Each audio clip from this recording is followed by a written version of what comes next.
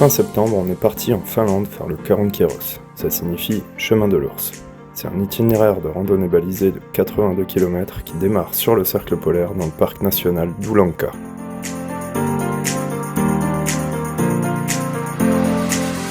À notre atterrissage à Rovaniemi, on est accueilli par 2 avions de chasse de l'armée finlandaise. Puis, direction Kemijärvi en bus pour une escale d'une nuit avant le début de notre aventure. Comment t'appelles ça, Sissou, ton goûter là ? Un Kit Kat canette. Un Karun Kit Kat. Encore une étape en taxi, et nous voilà au départ du Karunkierros. Et c'est parti ! On démarre la randonnée au Napapiiri Café, à Otajärvi. Une marche facile dans la forêt pour rejoindre la rivière Savinajoki, qu'on longera jusqu'au bivouac de Vasaoja pour y passer une première nuit en tente.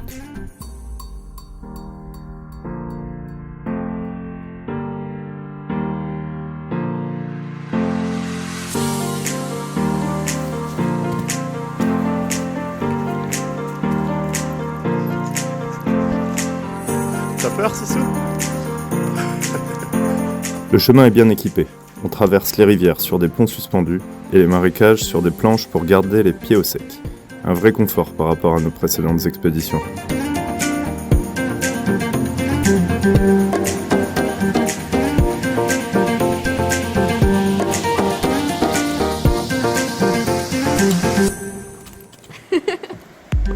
Dans l'après-midi, on fait une pause à Rupakivi, un point d'intérêt indiqué sur la carte. C'est un rocher isolé qui se dresse au milieu de la rivière. L'occasion pour moi de sortir le drone.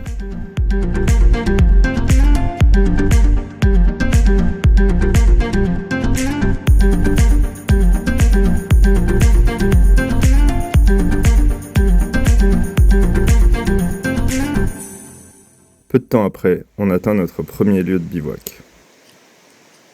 Petite visite guidée de notre camp du soir. On a trouvé un lavou. On a posé les tentes derrière le lavou. Tout confort.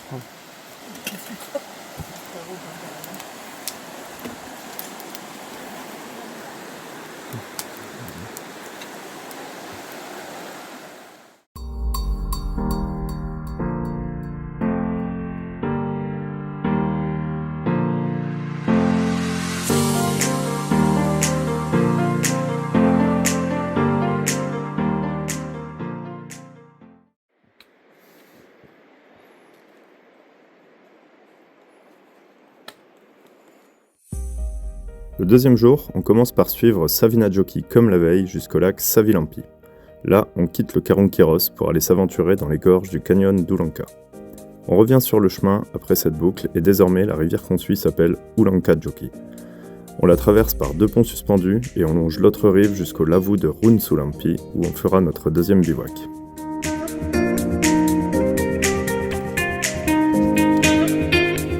Bon là, il faut pas glisser.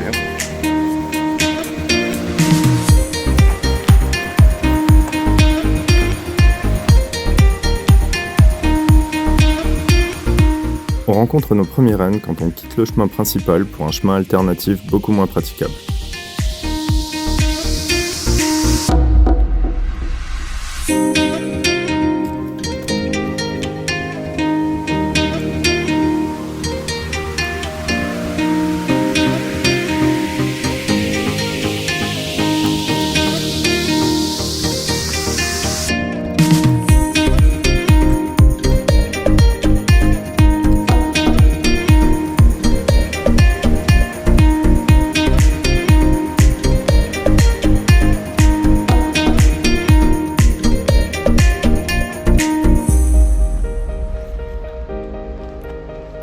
Dans le canyon d'Oulanka, on prend de la hauteur avant de redescendre vers Savilampi pour notre pause du midi près du confort d'un refuge.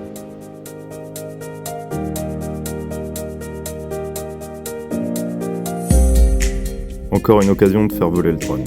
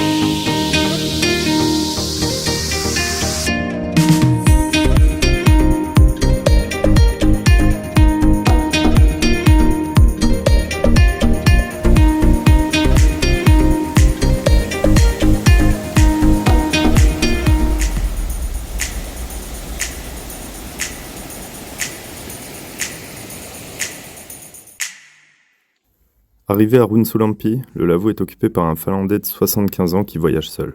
On doit monter les tentes à nouveau avant d'aller partager le feu de camp et la vodka avec lui.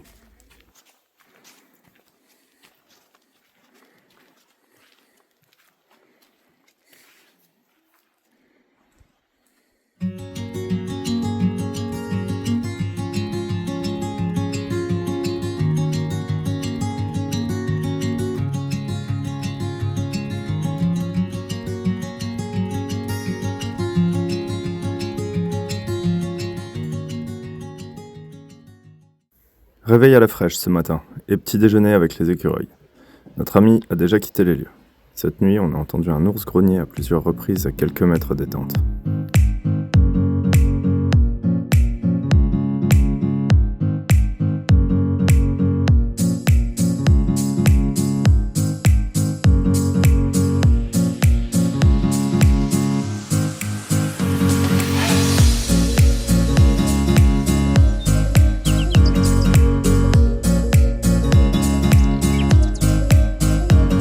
La météo est encore une fois avec nous. Pour cette troisième journée, on démarre par un chemin alternatif pour rallonger le parcours initial. Puis, on croise une route et un centre de visiteurs. Cette partie du parc est un peu plus fréquentée parce qu'il est possible d'y randonner à la journée. On va admirer les chutes Kyutakongas, puis on s'enfonce à nouveau vers les profondeurs du parc pour le refuge du soir à Ansakampa.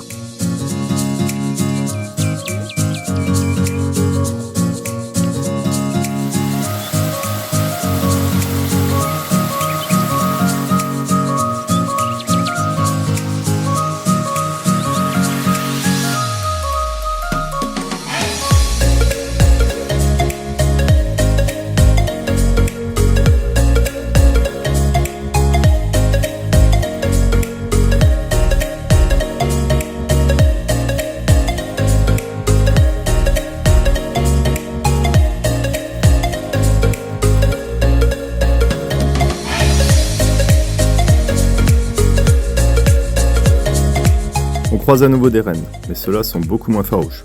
Ils portent des colliers GPS et ils ont l'air d'être habitués à voir des hommes.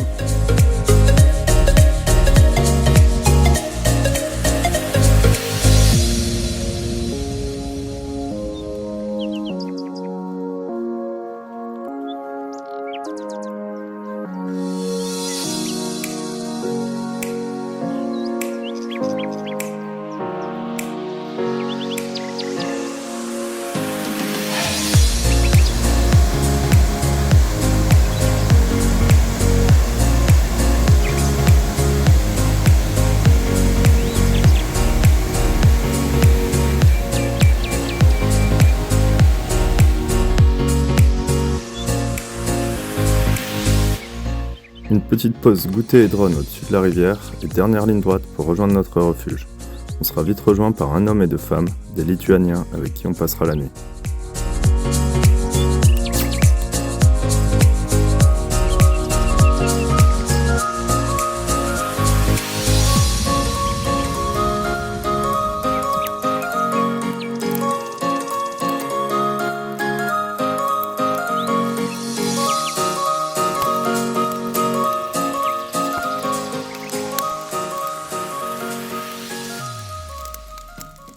Pour le repas, on leur laisse le refuge et on s'installe autour du feu de camp à l'extérieur.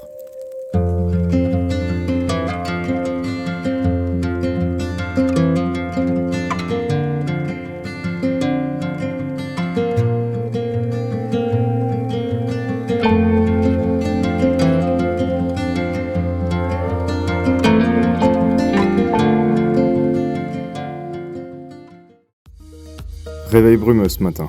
Cette nuit, c'est pas un ours qu'on a entendu grogner, mais notre ami lituanien qui ronflait encore plus fort. Je fais décoller le drone et au-dessus de la brume, c'est grand beau.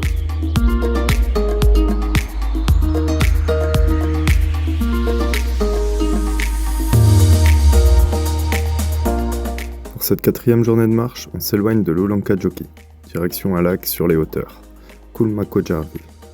Puis, on redescend en montagne russe à travers les forêts, pour rejoindre notre camp du soir au bord de la rivière Kitkajoki.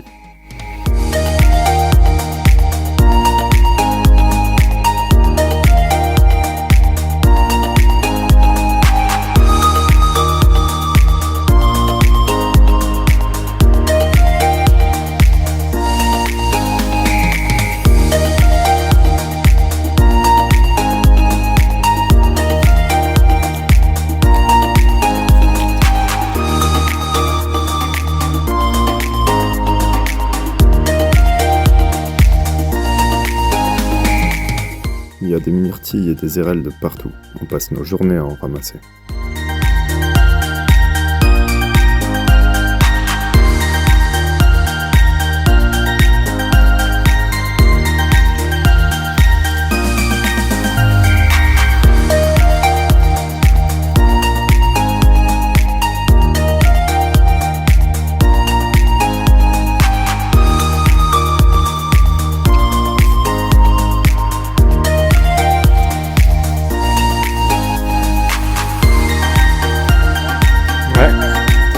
Faire une petite pause sympa là.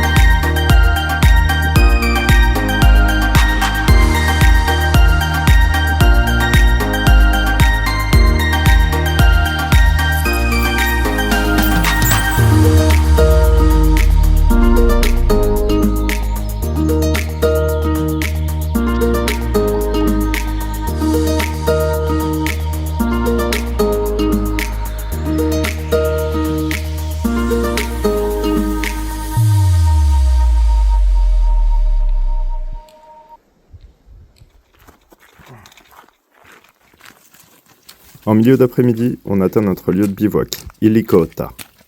Bon, encore une fois, on va pas être trop mal. Ça, c'est les chambres. Là-bas, toilette sèche à la finlandaise. Ici, le petit quota.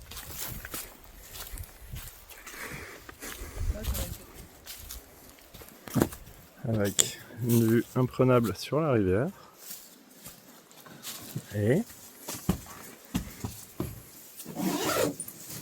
le quota.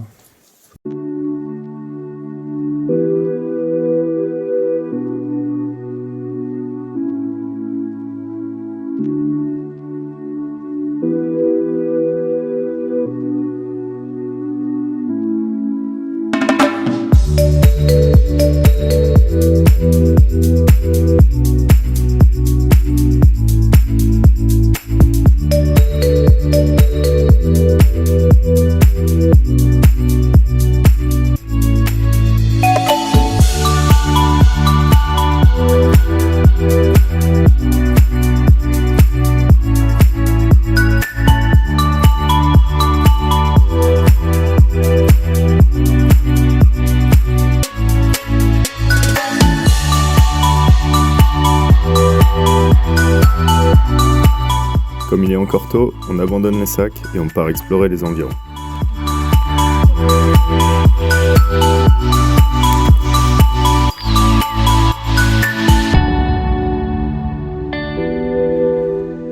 Sylvie aime flirter avec le danger.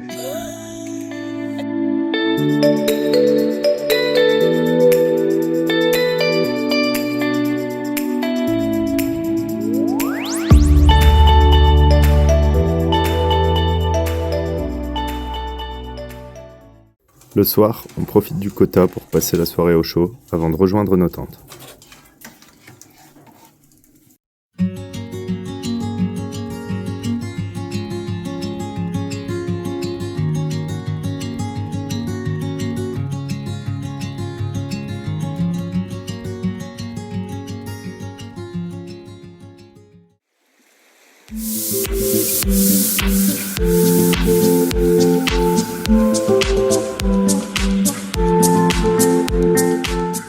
Le 5e jour, on commence par longer la rivière à même la rive sur quelques kilomètres avant de prendre de la hauteur pour rejoindre le Pieni Karonkiros. Ça signifie Petit Karonkiros. C'est une boucle d'environ 10 km à travers les méandres et les chutes de la Kitkajoki. On arrive en milieu d'après-midi au refuge de Silastupa.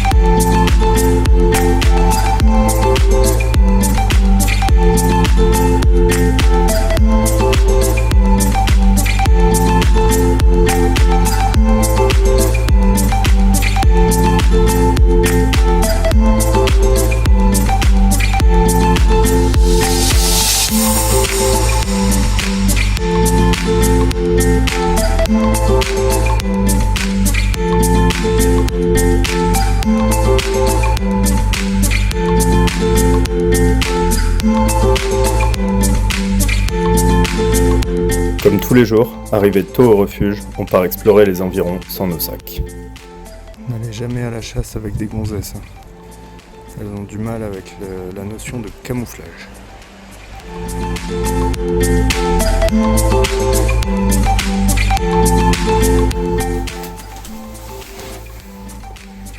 Petit refuge, lit superposé, poêle à bois, table, extincteur et même un petite gazinière avec vue sur la cascade.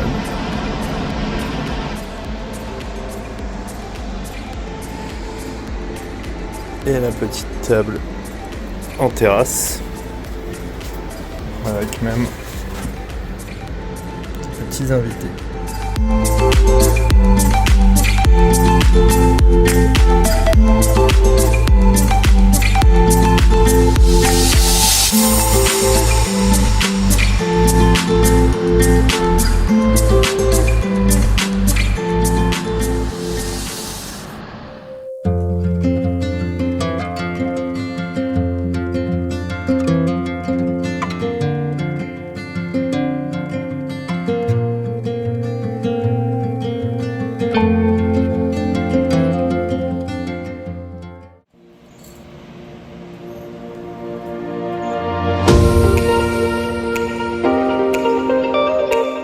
Jour 6, on se met en route vers Milikoski quand on s'aperçoit qu'un détour de 500 mètres nous permettrait d'aller recharger les powerbanks dans une auberge en mangeant des canelbulars.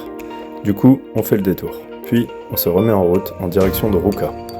Désormais, on ne suivra plus de rivière. Le chemin traverse des chaînes de montagnes, de lac en lac, en serpentant sur la ligne de crête. Ça donne une vue super dégagée sur des kilomètres à la ronde.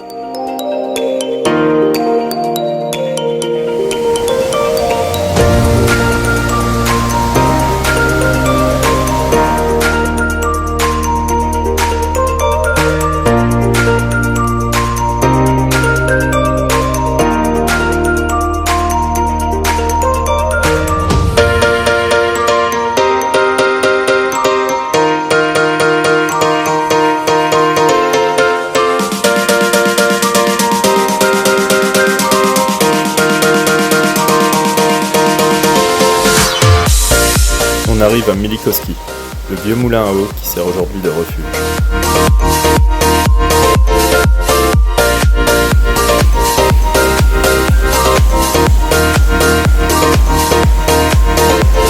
Retour sur le Karonkiros, cap au sud.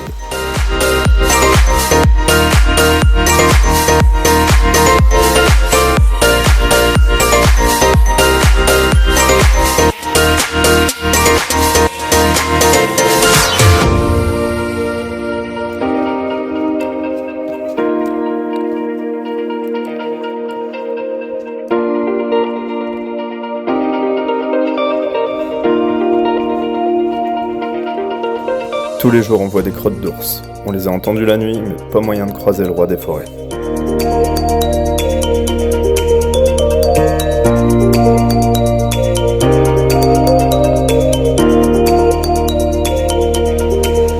Petite pause méridienne à Porontimajoki.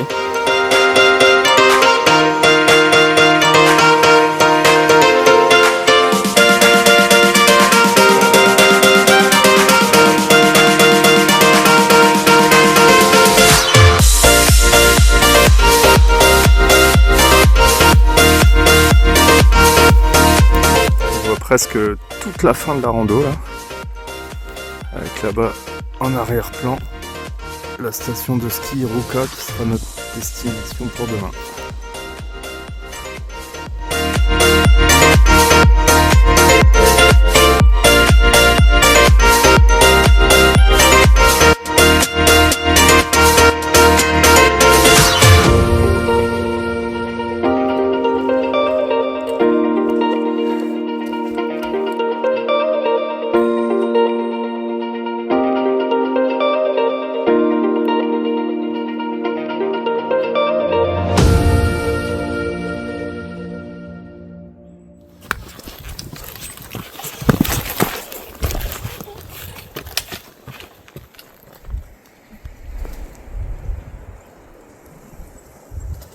manger. Le G sibérien n'est pas farouche non plus tant qu'on a des graines à lui offrir.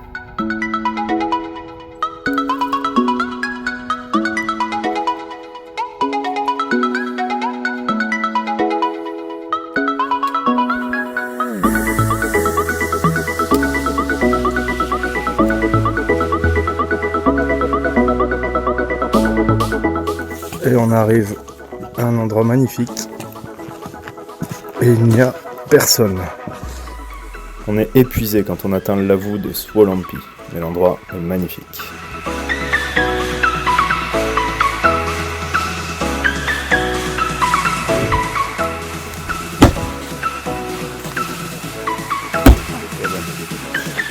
Elle met tout son cœur dans sa gueule. Ouais. Ouais.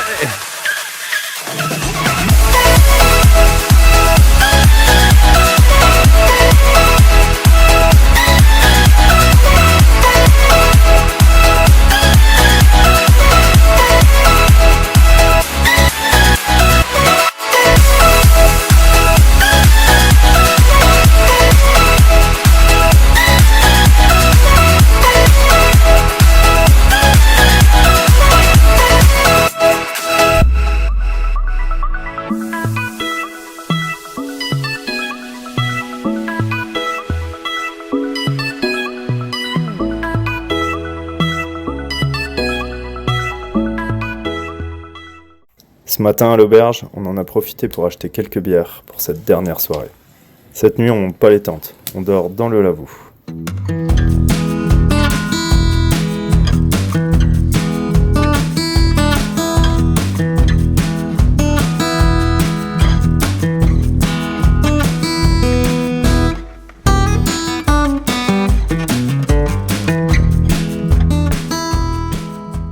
Vidéo avant le dernier départ.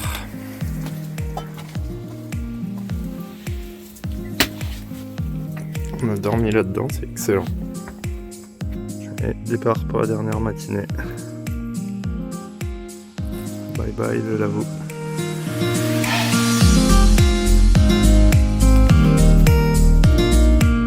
Le 7e jour, c'est la dernière ligne droite. On reste sur la ligne de crête en direction du sommet de Valtavara, puis après une petite pause au lac Valtavaran-Lampi, on descend vers la station de ski de Ruka qui marque la fin du Karankiros.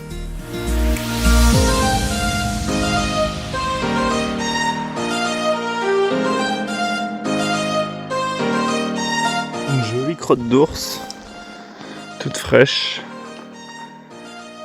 Et cette nuit on était là.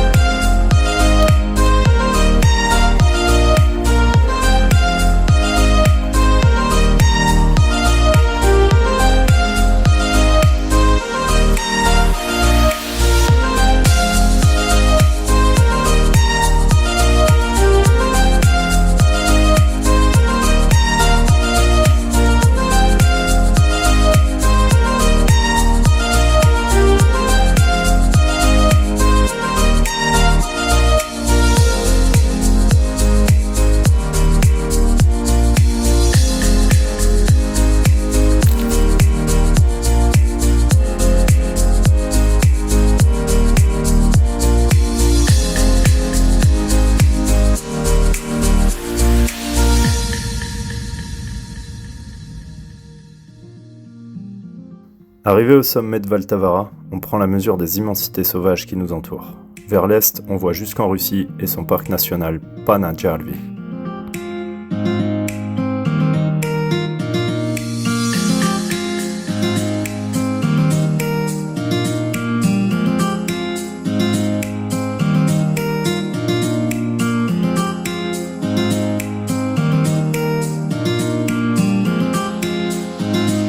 Droit devant nous, direction le sud, on voit l'objectif, la station de ski de Ruka.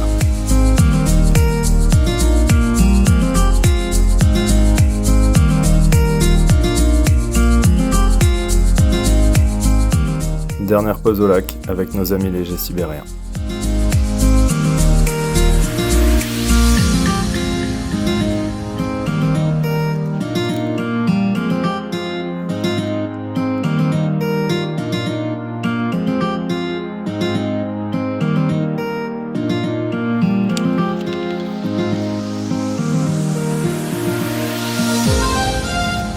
Station de ski de Ruka.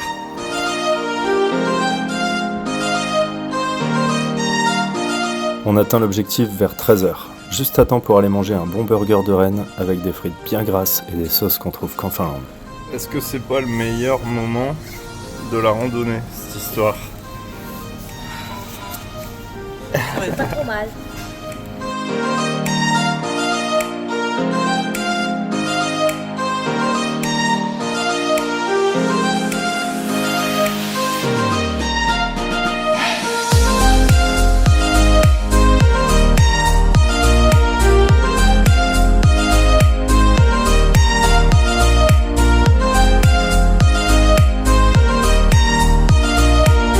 Bilan de ce Karonkiros, environ 100 km parcourus en comptant nos explorations du soir sans les sacs à dos.